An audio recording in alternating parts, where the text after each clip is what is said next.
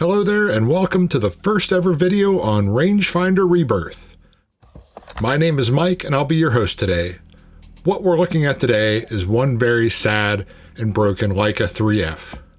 My father bought it back in 1952, just before serving in Korea. Thankfully, my dad and his Leica came back from the war in one piece. And it's definitely not in one piece today. Now, when he gave it to me way back in the mid-1970s, it did not work. Even then, the shutter was sticky. Of course, even if it had worked, the 9-year-old version of me would have found it a pretty complicated camera to use. So, like any good 9-year-old, I tried to figure out what was wrong with it by taking it apart. Did I find the problem? Well, no. Jump forward to 2023, and as you can see, it's in pretty sad shape. Not too many of the parts I took off back then ever made it back on the camera. It's missing the base plate, a number of screws, the shutter speed cap, film pressure plate and springs, and a few other pieces and parts.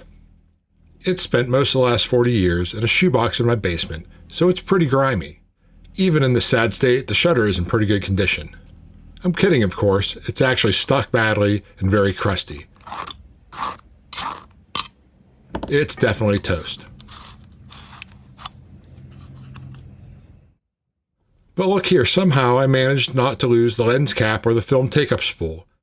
I honestly have no idea how this happened. So, fast forward nearly 50 years to the present time, and I once again became interested in getting this old beauty back together. It's a cool part of my history, and the engineering on this camera is amazing for being over 70 years old. So, I started looking around on eBay for a donor camera I could cannibalize parts off of, and I eventually came across this listing from my friends at Westbourne Camera. It was listed as a non-working Leica IIIF, and at $200 the price was right. So, I bought it, and I had it in my hands a few days later. Once I unboxed it, I realized that this particular camera was a little special. See, the serial number was actually for a Leica IIc, but it had all of the features of the IIIF.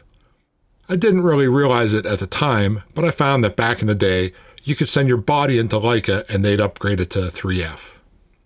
This includes an improved film winding knob, a new shutter speed dial with a dial to set your flash sync timing, the addition of slow shutter speeds at the low end, and 1/1000th of a second at the top end. It also had an upgraded accessory shoe. Now, I'm not a Leica historian, but to me it looks like the 2C top plate varies slightly from the 3F top plate, especially near the flash synchro dial. I feel like the Leica factory had to restamp the original serial number onto the new top plate. I don't know, let me know what you think in the comments.